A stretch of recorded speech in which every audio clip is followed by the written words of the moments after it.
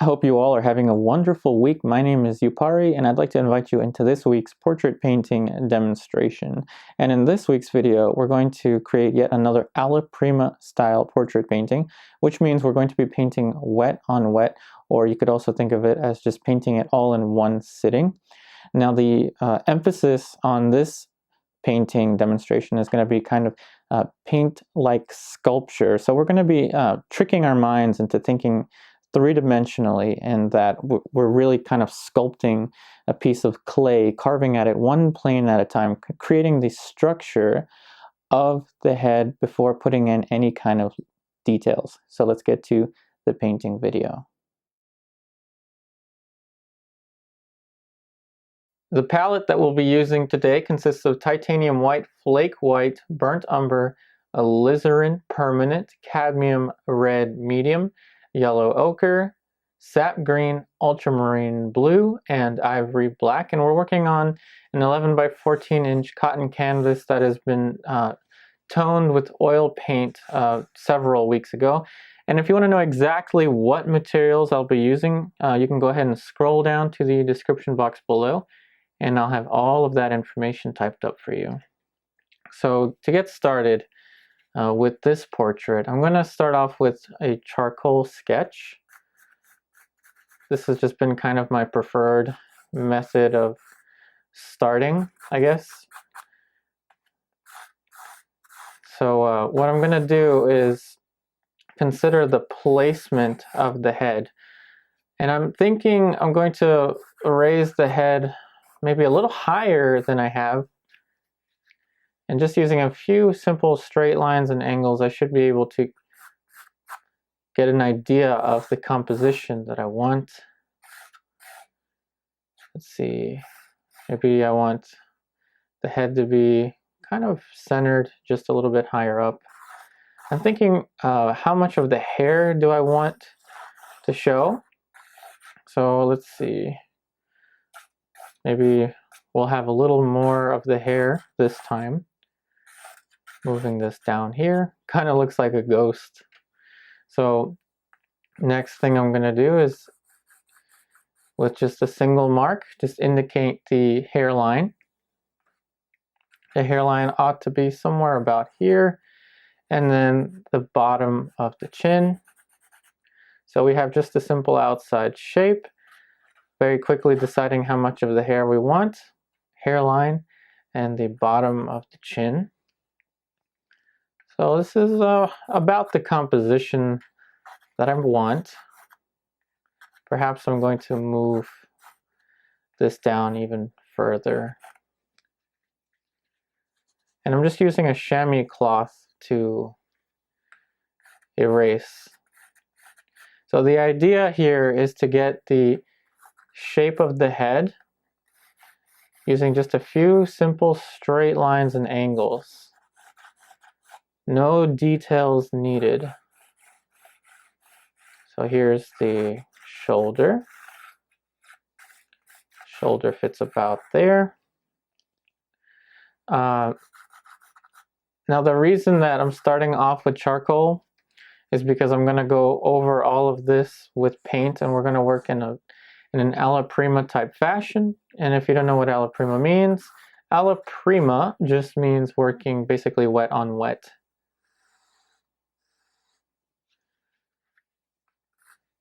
Now, one of the useful things I've found throughout all of my experience in painting is to really sit back and relax in the start. There's a lot of tension, there's a lot of kinetic energy in the start that can be very helpful, but there's also quite a bit of fear involved in the start of a portrait, and that kind of fear, whether it be that you're afraid of looking bad, or you're afraid of maybe the model or someone coming by and seeing your painting and going, oh my goodness, what is that? That kind of fear can kind of set you back. And I think, I don't know, one of the things that has been helping me out recently is to just understand that the beginning is really the information gathering stage. I'm just trying to gather my information in terms of where each and every one of these shapes are going to fit. So here we're going to put in kind of the partition of the hair. So let's suppose it's there. Continue this line down. We have the outside shape of the forehead. All the way down here we have the little corner for the eye socket. Cheekbone over here. Let's see, the hair shape might even come down to there. All right, so let's find out where we want the center line to be. So let's suppose the center line is about here. Now I'm just going to try and establish where these shapes are going to fit, and I don't want to do too much work in terms of the features or anything like that. So this is purely just for kind of a trial run of where things are going to fit. So there's the axis for the eyebrows. Here's the axis for the eyes. Now the head, it's important to think of the kind of the orientation of the head. Think of what the head is doing. Don't think about what the head is. Don't think about who you're drawing. Just think about what is going on in terms of the space. So basically, we have a center line that's telling us that the model is turned 3/4 relative to us, meaning we're going to see more of this side than this side. The tilt of the head is pretty straight. The head's not tilted in any kind of way.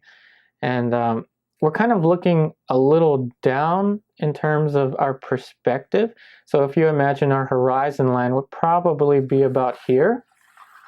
I don't often talk about linear perspective, but I should start to talk a little bit about perspective once in a while. So if we think about the model's head as kind of like a box, we're seeing a little bit more of the top of the box being this area here. But you don't really have to overthink it too much. Just know that we're kind of looking down. So again, we're thinking of what the model is doing. Not worried about who the model is, whether you're painting a presidential portrait or you're painting a judge or a senator. It's all down to shapes. So that's going to be kind of just the first little guesstimation for the shapes for the face. Let's see, I think there's a little more of a curve down here. Now the main goal here with this, at this point, is to make sure this center line is where I want it to be. Now all of these little nuances to the outlines aren't really as important as the overall placement of these large shapes. Now the nose, so here's how I think about the characteristics of a particular model. So I analyze their likeness in terms of a few things. So I think about kind of what goes on in my mind that probably isn't that usual to other portrait artists is this shape here, the philtrum. And I look at the length of the philtrum that a model has. So for instance, suppose here we have the root of the nose, and here is the top of the upper lip. For instance, now the philtrum is actually pretty small, and on the model her philtrum is a little bit smaller. So I ask myself whenever I'm presented with a model, what is the length of their philtrum in relation to, say, a standard portrait? So her philtrum is a little bit smaller. The next thing I look at is the glabella. Now the glabella is right here. It's the shape in between the two eye sockets. Some models have glabellas that are very pronounced, much larger. Others are very kind of soft. So this glabella is actually a little bit soft. it's it's not very large, but it is kind of, I don't know, kind of rectangular looking, curving inwards. Next thing I look at after the glabella is the proportions themselves. Like, I'm thinking that the nose is a little bit longer on this model, which is actually a little more idyllic. If you think about a lot of classical portraits, they're very idealized in that the noses are actually pretty long. So aesthetically, a long nose is a little more appealing. Now, I don't mean like a very super long nose, but now one way to look at it is in thirds. So here's one distance here. So this is the hairline to the eyebrows. Should be exactly hairline to the nose. And then, of course, that measurement goes down to the chin, usually. So if the nose is a little bit longer, that means that this distance here is a little bit longer than this distance here, which on this model, optically, it is. And another thing I look at is the structure of the cheekbones. Some models, so for instance, my cheekbones are pretty pronounced. I have very wide cheekbones. So our model here, the cheekbones aren't that pronounced, but they're fairly pronounced. So I say they're kind of average. So these are the kind of things that goes on in my mind in terms of the likeness or the individuality of a particular model. Notice I'm not really thinking about the shape of the lips or the eyes or anything like that. I'm just thinking of just the overall structure of the head. Now, the next thing I'm going to do is to start to actually cover some of the masses for this painting. But first, I want to indicate the most emphatic darks for the feature. So I'm going to use a little bit of burnt umber, some sap green, just burnt umber and sap green right now. So for instance, the most emphatic or the most pronounced dark shapes on this portrait are going to be just optically the darks for the concavity of the eye socket. And we'll just put in a little mark for that one. So the concavity of the eye socket and this cast shadow for the nose. Just flattening it out. See how simple we're making that shape? Just a little rectangle there, and then maybe a little trapezoid for the concavity of the eye socket. And we'll put in some little dark accents here for the mouth. One brush stroke there, one here, and then one down here. Don't want much more than that. So let's remix that color. So we have the eyebrows now. Now I'm going to look at the angle between the eyebrows. This angle is coming out somewhere like this. Simple straight lines and angles. And the idea is to observe the information that you're presented with and interpret it and create your own, basically your own kind of interpretation of what you're looking at. You're not really copying what you're looking at. So now the next dark that I want to place would be right here for the bottom. Another thing to think about is the distance between the bottom lip and the chin. And you can also relate this distance to the philtrum. So this philtrum is much smaller than this distance here, but the model's chin isn't really that big. So I have to keep these considerations in mind. Now for the eyes, I'm going to use a single brush stroke per eye. So one brush stroke there. Let's just consider the angle. All right, so optically, now remember, I'm just making all of these decisions by eye. I'm just observing, not really taking any measurements. So a little brush stroke here for the placement of the other eye. And I'm not terribly concerned in the kind of the aesthetic. I'm more focused on the placement of just these large shapes. Now with a little bit of ivory black and burnt umber, we're going to go ahead and just cover the dark shape for the hair. Alright, so now that we've covered the mask for the hair, I think, you know what, I'm going to just group together the cast shadow underneath of the chin. So here we're just blocking in this shape, following the side of the mandible. So the angle for the mandible is something like that.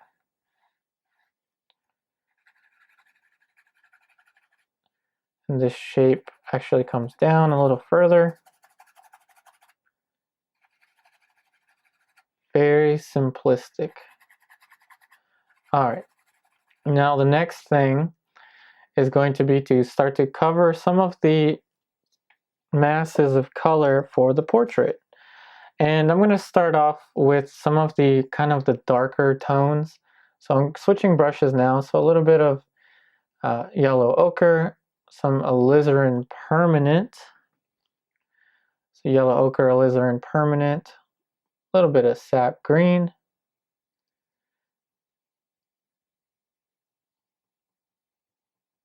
Let's use some of the flake white. And let's just cover the flesh tone, or just this shape of flesh tone with this color.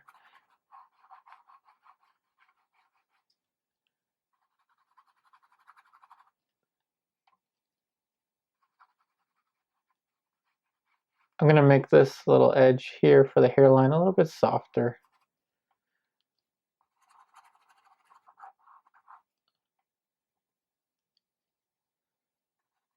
And I'm going to let some of the color from that mixture that we made before kind of blend into this flesh tone. See how it kind of automatically is creating a little tone? It's a nice and quick way to create a little halftone. We're going to use that as well for the side plane of the nose. There you have the side plane of the nose, very simply stated there. And now, while we still have this value, we're actually going to place it for the bottom of the orbicularis oris. Now this is kind of a false flesh tone because I'm going to be going over it when we build more of the planes. This is enough to get us started. So again, same mixture. So yellow ochre, alizarin permanent, sap green, flake white. Not using any medium here. And let's cover it. Now this color is a little bit warmer and darker than I would want to go ultimately with the flesh tone. And that is just so I can keep building on more and more cooler tones.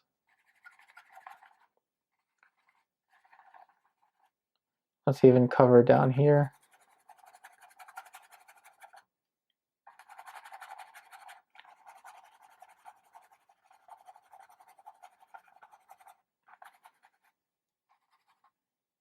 Now the next thing I want to do is start to put in some halftone there. So I'm going to switch brushes now. Let's see. Let's just use this one. So I'm going to use alizarin permanent, sap green, yellow ochre, kind of blend into this tone here. So now we have our first little halftone here.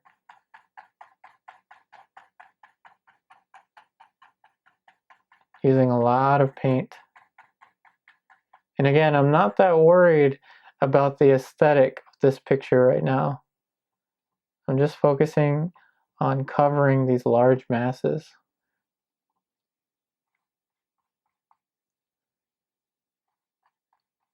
I'm going to just use that for the cast shadow. Now the next thing I want to do is with a different brush,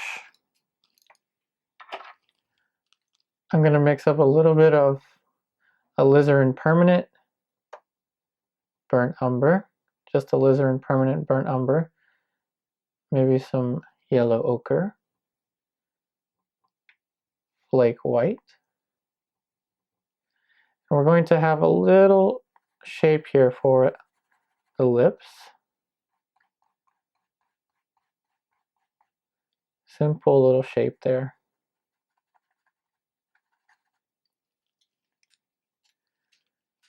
Now I don't know if the lips are in the right place yet. I highly doubt that they are, but that's enough just to get me kind of started. So a little bit of sap green. So the idea is to build the major planes. So by major planes, here we have one little plane change here. For the side plane of the face in the other direction. So here's one side plane, then there's another.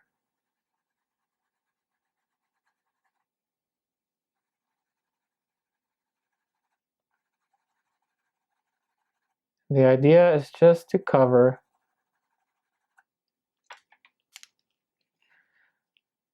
ivory black, burnt umber, this shape here.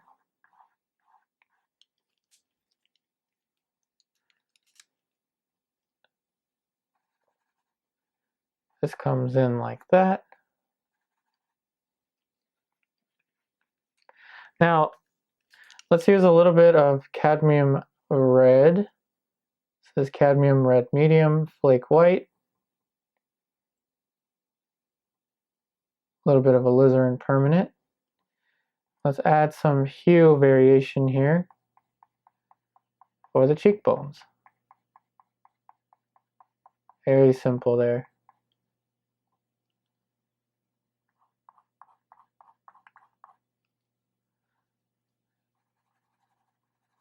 We're adding it to the other side. It's alright if some of the mass of the hair, or the color for the mass of the hair gets in. It's quite alright.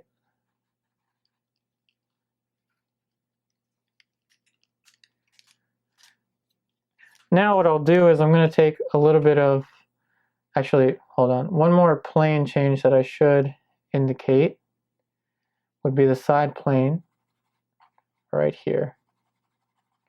This is the side plane of the forehead.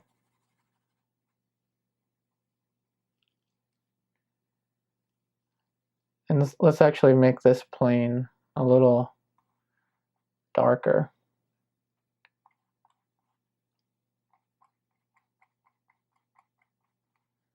Very simple there. So now the next thing I'll do with this same brush, just add a little bit of titanium white, yellow ochre. Just titanium white, yellow ochre. Now we're going to move down. See how we're creating a little value scale. So I'm moving down, and now we have titanium white, yellow ochre, alizarin permanent. Move down again. Same colors, just added burnt umber to that. Now this should hopefully work for our very light planes.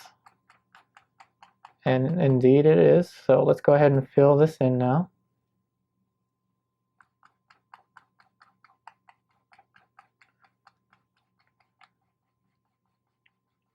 And see how automatically we're starting to get a very simple gradation of tone.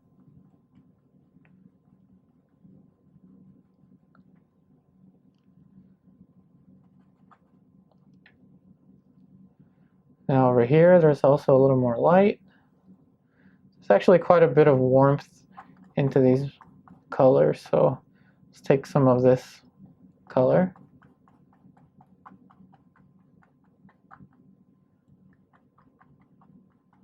That goes up there.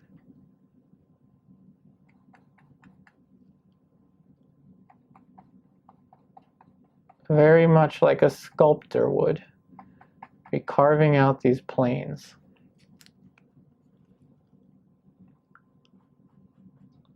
This plane actually comes in a little more like that.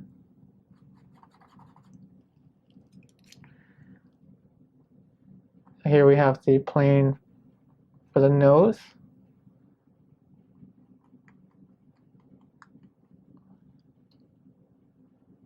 Very simple there. Now for the eyes, just a single brush stroke, remember. Something so complicated can start out with just a single brush stroke.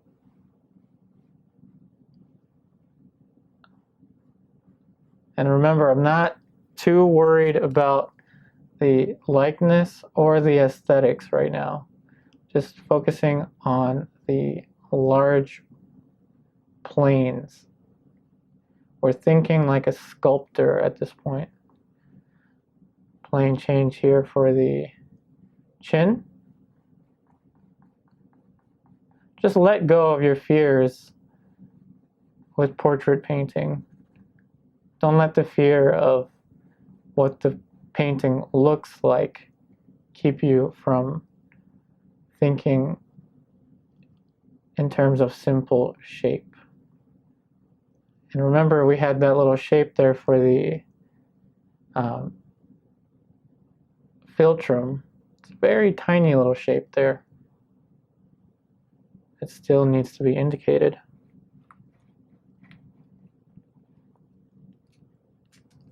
And now over here, we're going to have another plane change. So let's use the burnt umber, yellow ochre, alizarin permanent, flake white. And I like using flake white for the midtones and titanium white for the light lights. That's because I can use more flake white in the mid-range because it doesn't raise the value too much and it still adds a nice body to the oil paint. So now we're getting this little plane change. A little more titanium white.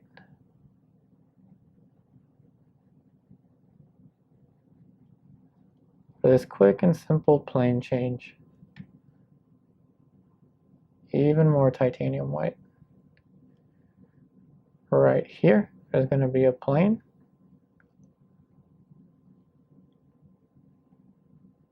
Very simple. Now I'm going to add a little bit of alizarin permanent. Whoa, that was way too much. So I want to raise the value quickly, so I'm going to use titanium white. See that? It's still too pink, so I'm going to use sap green, and I'm just kind of filling in this mass here for the bulb of the nose.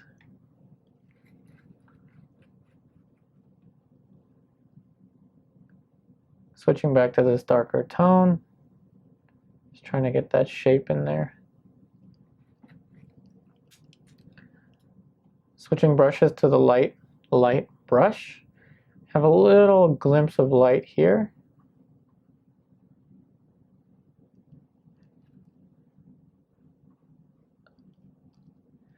And correspondingly, we have another glimpse of light here. Very simple. Now with the same brush, I'm going to reach into the darker tones. Kind of just blend this into the side. So that's going to give me the side plane of the eye socket. Be fearless. Use a brave brush. Don't worry about what the painting looks like in the early stages. Free yourself of that kind of mentality of always having to make a pretty picture. and instead just observe the beauty in nature, just the simple shapes, and automatically your image will emerge.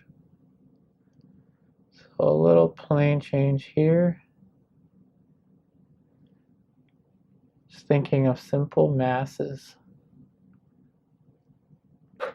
And with the brush that has the color for the hair, let's add a little bit of Alizarin permanent. Alright, nope. I need to make this lighter. So Alizarin permanent, let's move on to this side here. Cadmium red.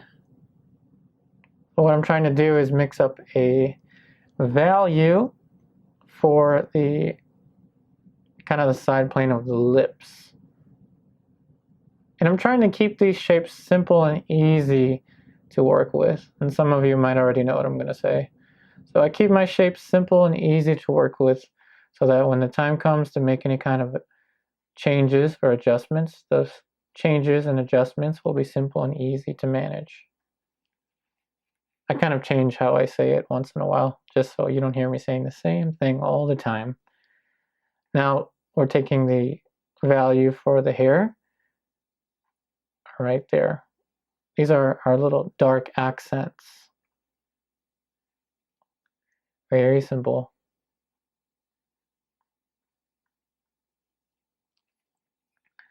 Now we're going to go back to the light brush. Let's remix our main color. Remix yellow ochre, alizarin permanent, flake white, sap green. Let's actually use titanium. Just a tiny bit of titanium to raise the value a little bit. Now let's start to put in some of the little planes here. So a little accent mark there. The top plane of the tear duct.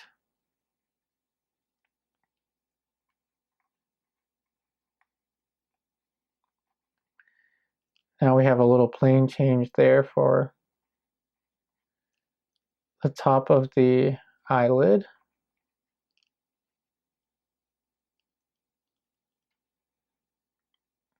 Same deal over here.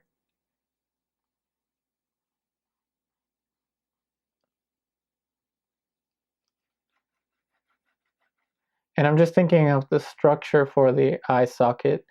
This top plane for the upper eyelid is kind of important to that overall shape.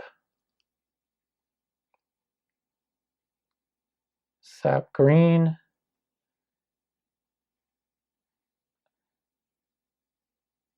Now we have the little junction between this plane for the eye socket and the upper eyelid. And we're going to put that over here as well.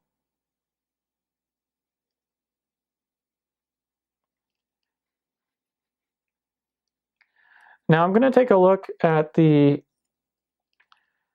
glabella.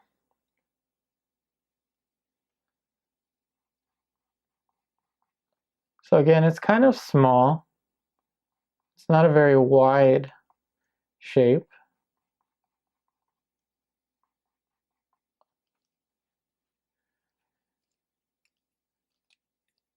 And now, just like a sculptor, cut one plane in, cut another plane out. This plane is facing out a little more. So we're thinking about it like a big block of clay. Like we're kind of moving the, we're physically moving the shape of clay around. And eventually, we'll mold it into the desired shape. Back into this mixture, let's use a little sap green. We're going to construct kind of the bottom portion of the eye socket.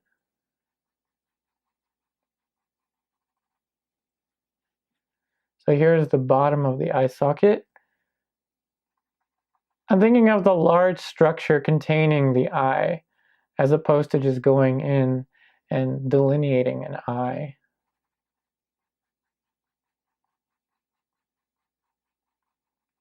Goes somewhat like that. Following through to the other side, we're going to put in the bottom of the eye socket.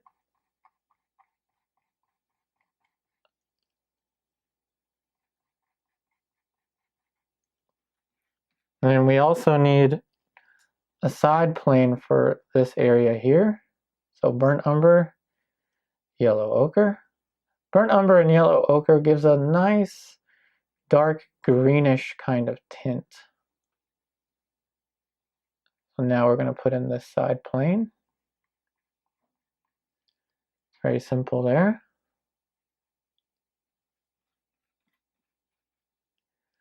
Now there's going to be a plane change right about here that we need to indicate, and it's a little bit warmer. So let's tap into some of this color here. A little bit of sap green.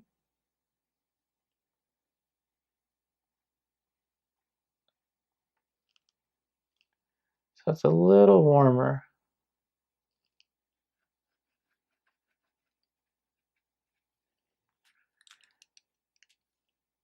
Now a little bit of this mixture here. So the kind of the color for the lips, I'm mixing into this color that we used to fill in the flesh tone. And we're going to sculpt away.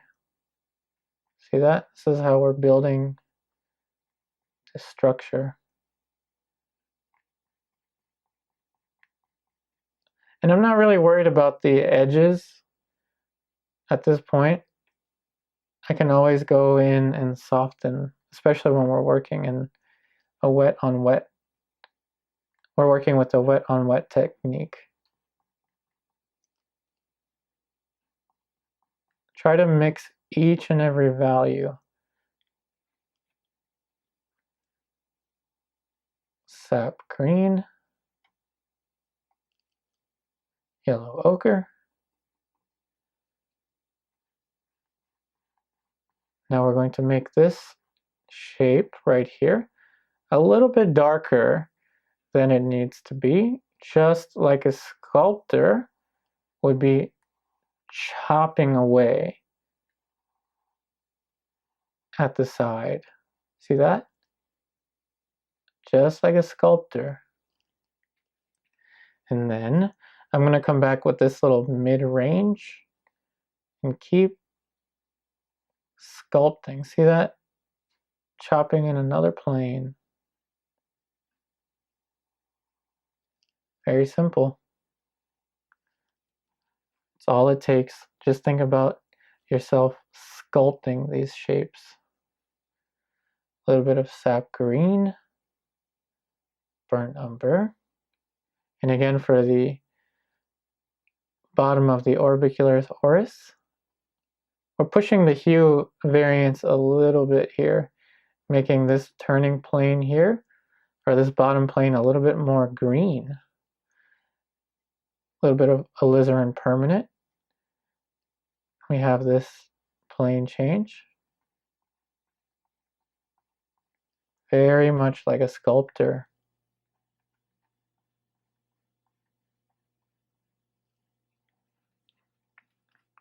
Now let's add a little bit of this mixture here, kind of just taking directly from the palette.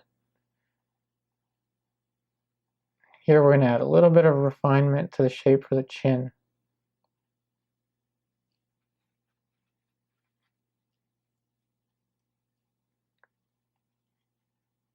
Just softening that edge there with the paint.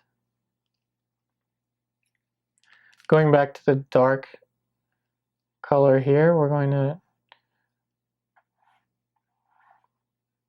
establish a boundary here between the chin and the neck. Little shape there. Ivory black, burnt umber.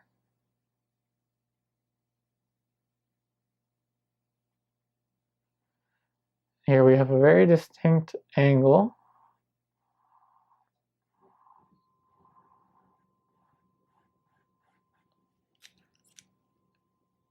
A little bit of titanium white into the mid-range of the palette. The shape has to come up a little bit.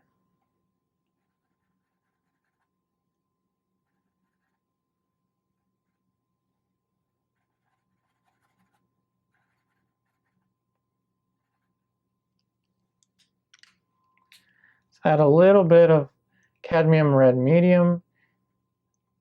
We're going to add some hue variation here. Alizarin permanent,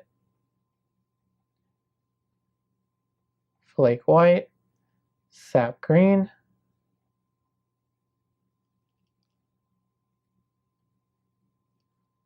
So let's add some hue variation here, making this a little bit warmer.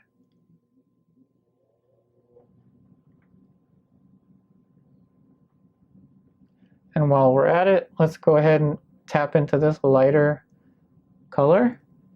Just make a very definitive edge here.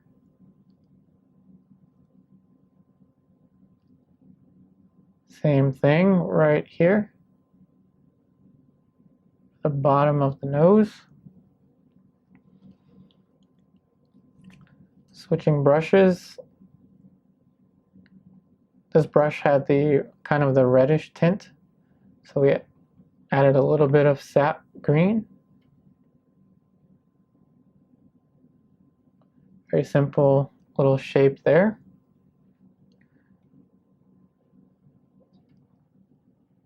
A little more sap green.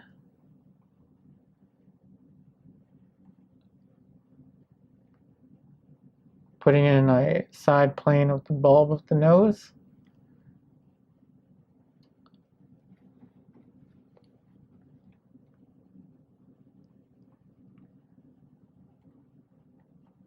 Going to soften this little edge here.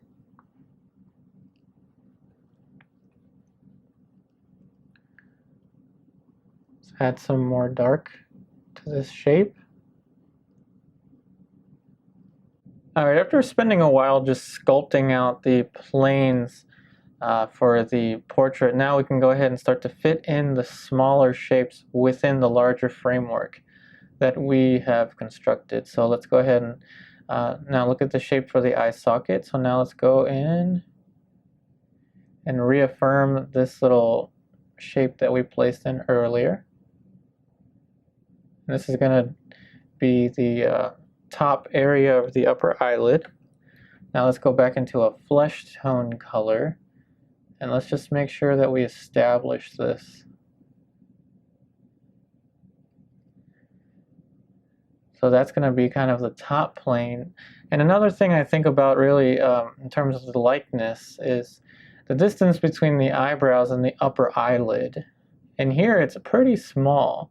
It's almost somewhat like the distance from the root of the nose to the middle of the upper lip.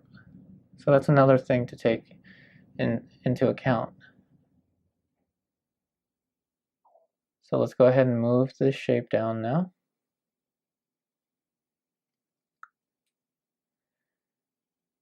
Here's going to be the tear duct. Little shape there for that. Notice how we're building this structure here. Now what we do to one side, we ought to do to the other. So let's look at the other side now. Now this shape here is pretty small, so this looks about right. So the distance from the eyebrow to the upper eyelid looks just about fine.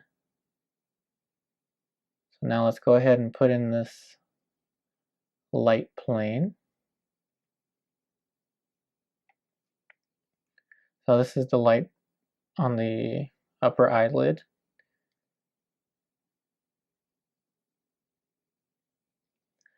Alright, so now I'm going to put a little bit of alizarin permanent on the brush. And let's just create another little tone here. Really thinking of the structure thinking like a sculptor would.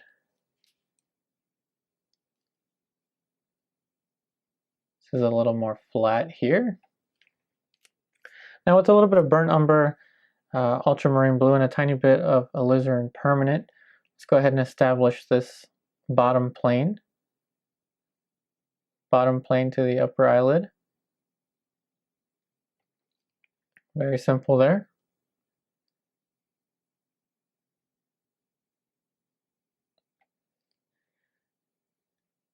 And now with a little bit of cadmium red medium into that same mixture, let's go ahead and establish the tear duct. Tear duct is right about here. Might be too pink, so let's put in some burnt umber.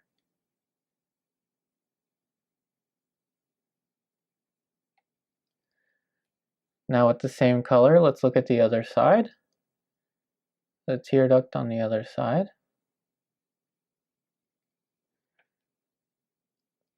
So I'm going to go back to the burnt umber ultramarine blue mixture.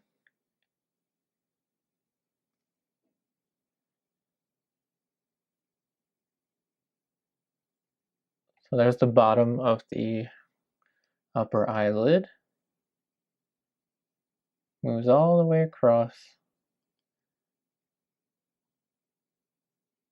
Now one thing to keep in mind is to make sure that the eyes don't get out of alignment with the eye socket.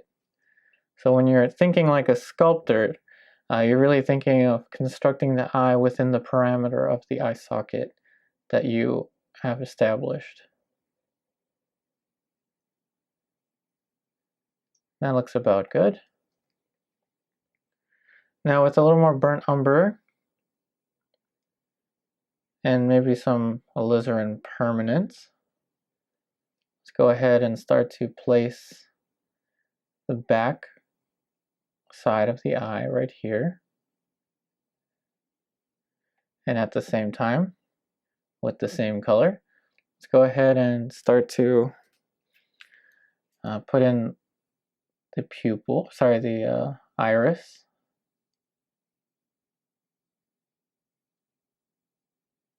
Always getting iris and pupil confused.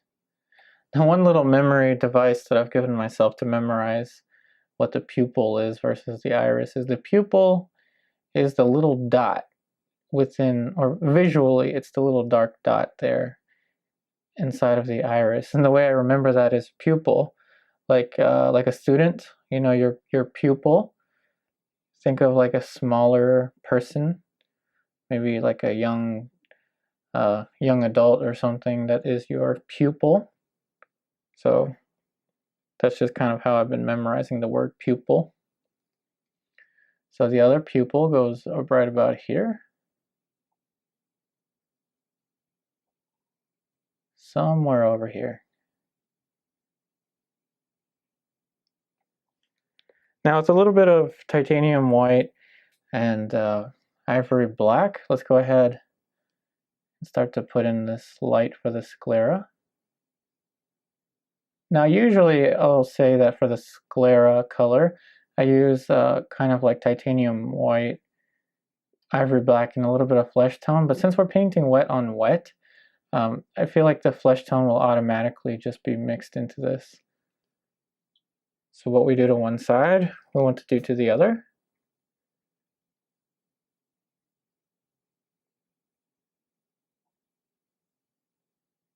Just a little tiny glimpse of the sclera there.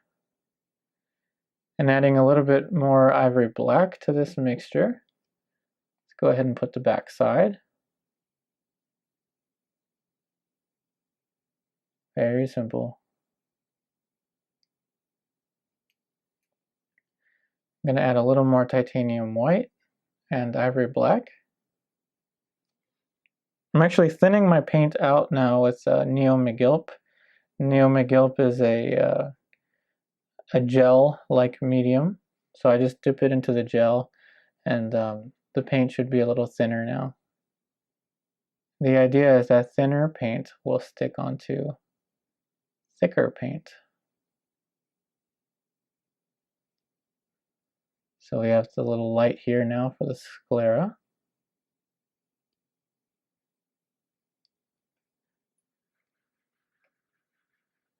Let's get a little bit of alizarin permanent onto this mixture. You have a little bit of warmth here. Tiny bit of warmth. Now with the burnt umber and ultramarine blue, I'm going to put in this little dark shape here.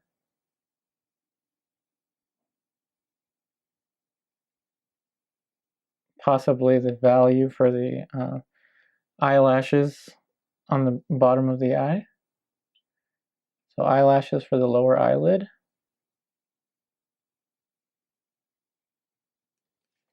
I'm going to use the fan brush to eliminate some glare.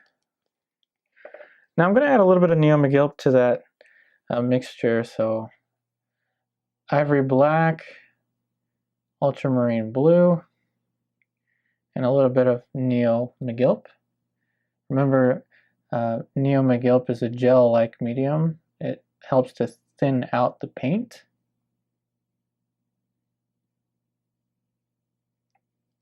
So there we have that. And the pupil is actually a little darker than I have it. So let's go ahead and just paint right onto it. I mean, the iris, I get those confused all the time. The iris is a little darker. And the pupil is actually pretty hard to see because the iris is so dark. So if you can't see it, don't put it in there. I mean, I can see it, but barely. Barely see it in there.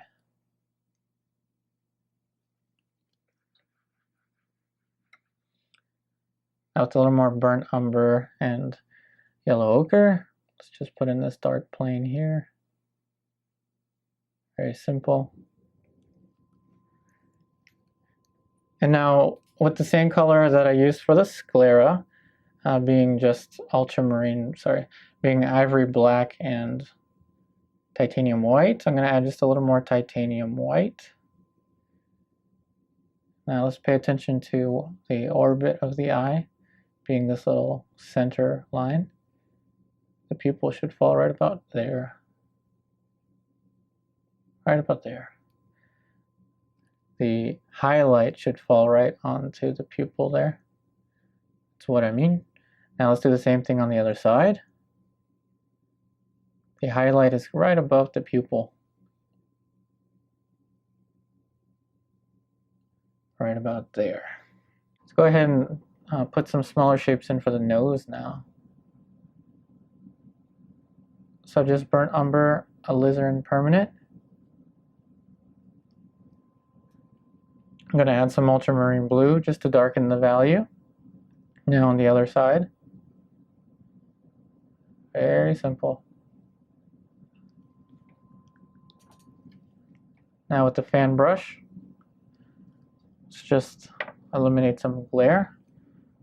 Now I'm going to add a little bit of alizarin permanent, sap green, burnt umber. Let's add some more sap green for this plane here. Plain to see right there that we have a little side plane for the nose. Fan brush.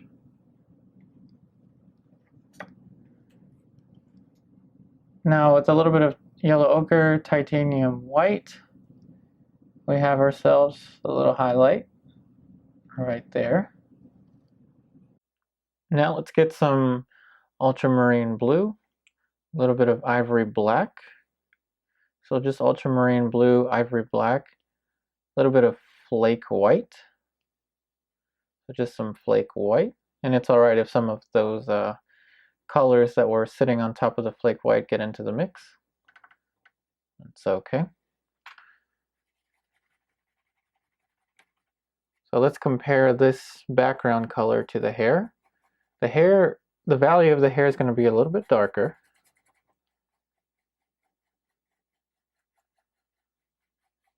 This is starting to glare a little bit, but that's okay.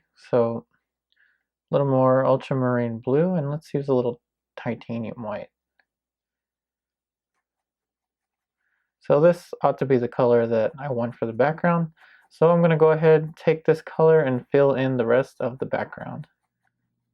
Now that we have the background all covered, let's go ahead and apply another value to the hair. So let's take ivory black, just using the same brush, just ivory black,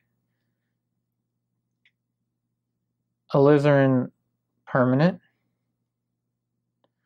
So alizarin permanent, ivory black, tad bit of burnt umber, and apply a little bit of Neo McGill gel.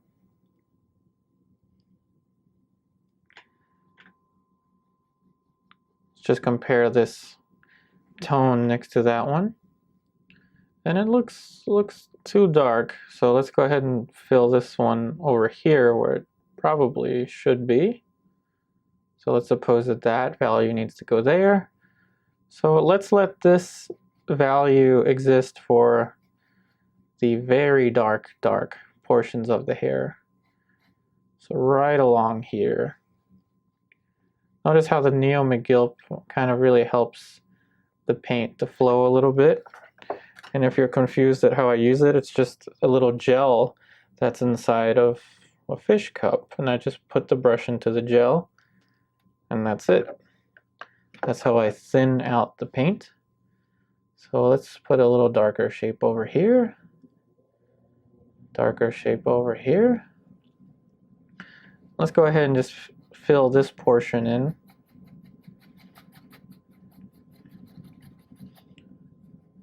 Really, the Neo McGill is kind of my favorite medium at the moment. I know that tends to change a lot.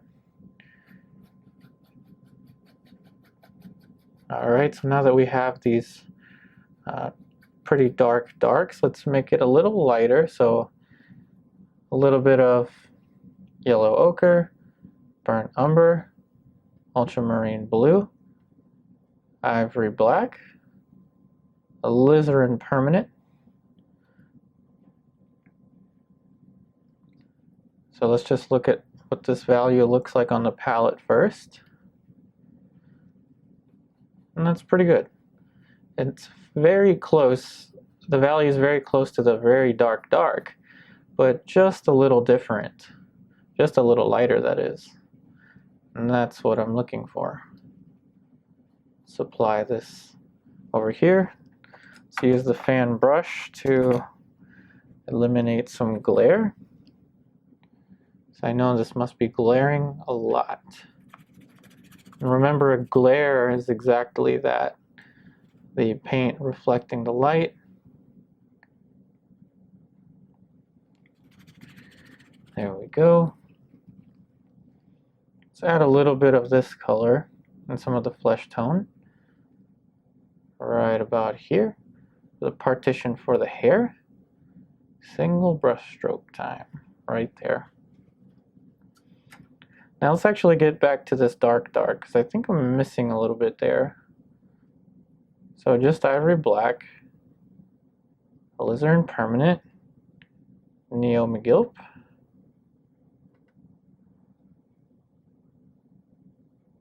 So I did use probably more alizarin permanent than I needed. That's okay. I like to use a little bit of like cool against warm sometimes to not only add color variation, but also kind of make these values differentiate from one another a little bit.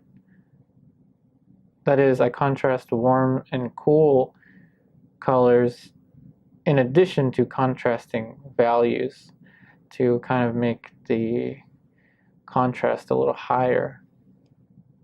Not always, but I did that for this instance. Let's take a little bit of this, just right from the flesh tone. Just add some little shapes for the hair. Don't want too much. Can use the fan brush. Get rid of some glare. Just clean the fan brush on the canvas. It's okay. Now I'm going to go back to the halftone brush, put in the halftone that needs to fit in over here for the neck. Very simple, just two values there. Let's go up to the mid-range of the palette, a little higher. Put in this value change. Very simple. Let's see, I think that the shoulder needs to fall down a little more. So let's take our ultramarine blue, ivory black, tiny bit of flake. Push this down a little bit. Perhaps pushing it down a little more than we need. Or maybe exactly where we need it. Who knows? Pushing this down.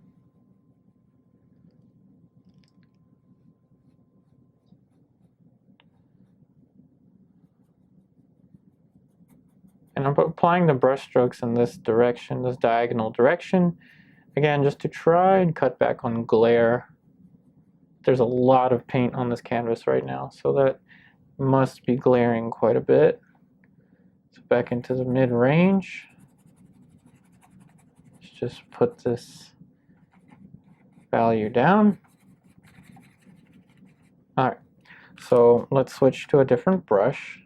Use a little bit of sap green, cadmium red, and let's throw in some ultramarine blue. Alright, so now I'm going to kind of edit what I'm looking at. Instead of making it flat, I feel like flat makes it look like her head's getting cut off. So I'm going to just turn it, which probably still makes it look like her head's going to be cut off, but I guess it's just a little more aesthetically pleasing for me to have a curve here.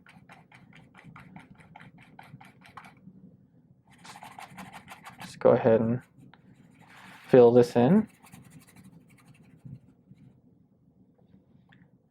Now let's put that shape over here.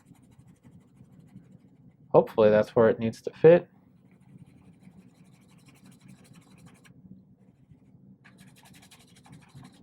Now remember, I like to use vignettes a lot in my portraits. Remember, a vignette just means an area of the painting that's left unfinished on purpose to contrast the areas that are more finished. So I'm going to let this whole area be my vignette, but I'm going to cover the gray of the canvas.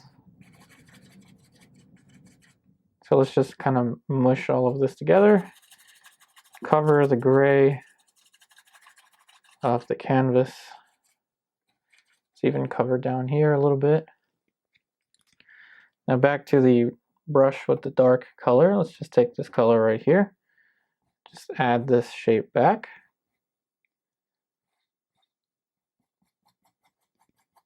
Just putting the hair back in there.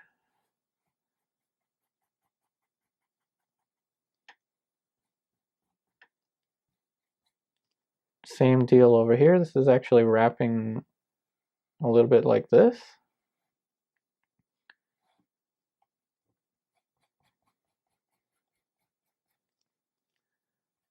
Goes all the way down here. Now let's use the fan brush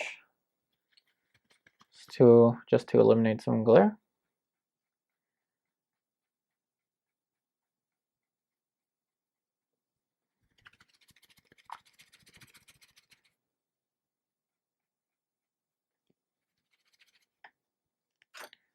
Now I may have went overboard on this shape, and that's all right. I'm just going to get the, let's see, I'm going to get the halftone brush, put in a little dark shape here, create a little edge with that, switch to a different brush, get some of this dark value, and just paint this edge right back.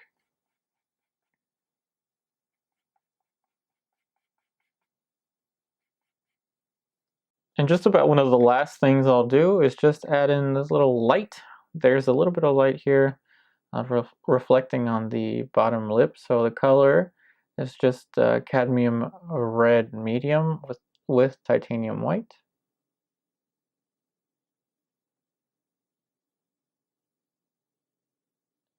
And I'm very just gently putting on the highlight. Don't want it to stick out too much. And with that, we have the conclusion of this week's portrait painting demonstration. I really hope that these videos are helping you out, and I wish you the best in all of your artwork, and I'll see you on the next one. Hey, I'm back again, and I just wanted to give a very quick thank you to Ted Towsend on Instagram. I'm going to show you the image here. So I have yet another follower, not only just watching my videos, but painting along with me. And again, this really, truly makes my day. This really makes me feel like what I'm doing is worth it. All of these hundreds of hours that I'm putting into training myself to paint under the influence of the camera and to focus on just really trying to bring the experience to you, the viewer. And so thank you, Ted Towsend, for following along with my painting video. It really means so much to me that you would do that. And to all of you, if you would like to share your artwork with me, you can go ahead and do that through my Instagram account. And I have a link to my Instagram in the description box below. And I actually have that link throughout all of the videos that I upload. And another way you can contact me is through my website. Through my website email, you can also share your artwork with me. So thank you again, Ted Towsend. I wish you the best in your artwork, and I'll see you all on the next video.